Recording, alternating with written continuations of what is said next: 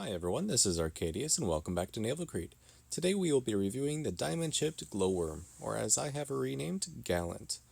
Now this ship is very similar to the E-type class destroyer you can find already in the game in the tech tree. The main difference is that it is a tier higher. Instead of tier 3, it's tier 4. Technically, it's matchmaking 5 to matchmaking 7, so it raises up a bit.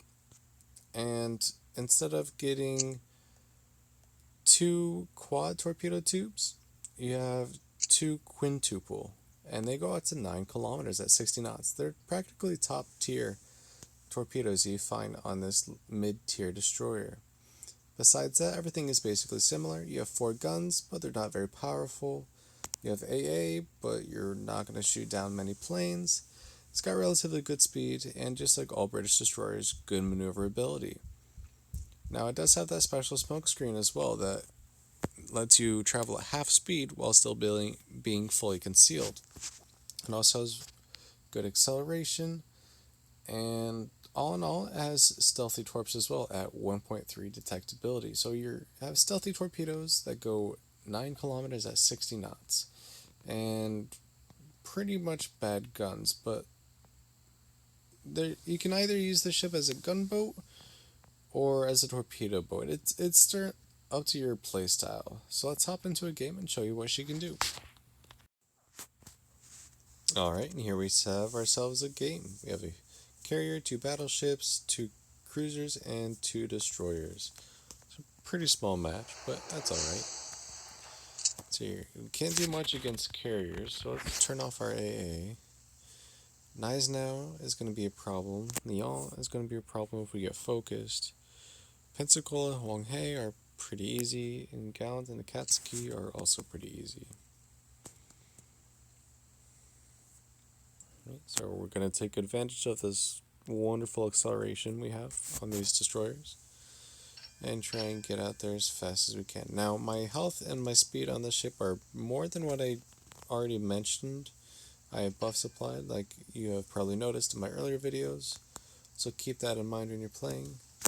Additionally, one thing I want to take your attention to is the consumables. Now you have 4 charges of speed boost, as well as 5 charges of smoke generator. Now there may be a lot of charges, however they reload fast, but they don't last long either. So you always have to keep in mind and pretty much just want to spam them as much as possible. You could use them one after the other and still probably have a bit of time at the end of the game that you would still be able to use them, so keep that in mind. Now the range isn't too bad on the guns, but like I said, there are only 4. There's only 4 of them. They're 127 mil, and they don't do that much damage. They are good for setting fires, however, if you land them correctly.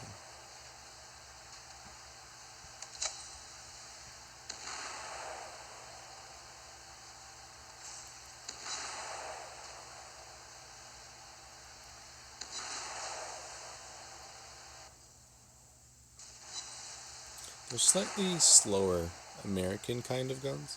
They have the high shell arcs, but the velocity is slightly faster than American destroyers. But they don't have the rate of fire that the American destroyers are privy to, or the number of guns.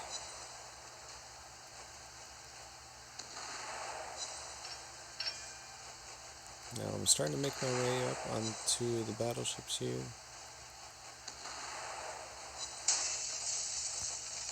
I've already started getting the focus of them. I'm going to try and take out the Gneisenau because that one's the most dangerous one as of right now. And like I said, you can go at half speed and still be concealed without a problem. Insta fire, always nice.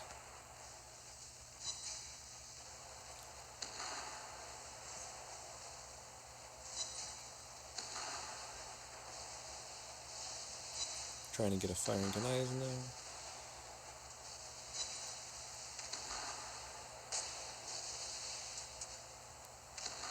So most of my torps missed, but still got a couple, and they took the ship down to half.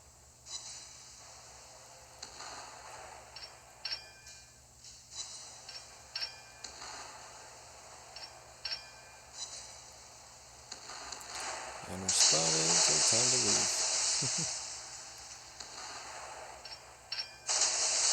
One thing you always have to keep in mind, your smoke doesn't last that long, so you always have to be ready to leave at a moment's notice.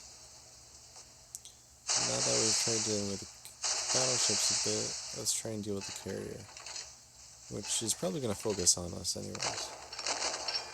Torpedoes are reloaded, let's try and attack torpedo bombers on us.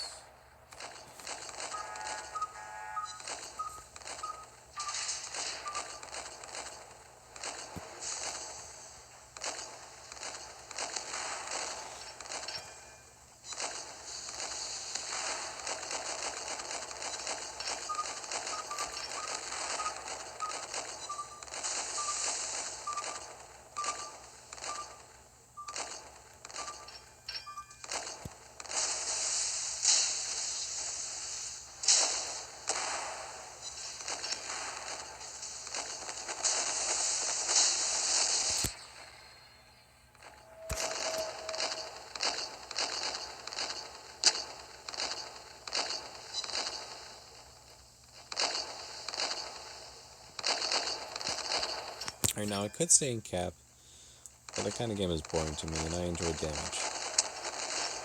So we're gonna try and rush back at these battleships. Let's see if we can start a fire. On the Gallant now. I have her sink down, though she is flooding already, so I don't know how effective this will be. Speed boost is up. If you paid attention to how quickly I use my consumables and how quickly they become available again, you can definitely see how effective they would be. Oh, she's still up. 121 health. Huh? Now, the accuracy of these guns are phenomenal, as you can probably tell.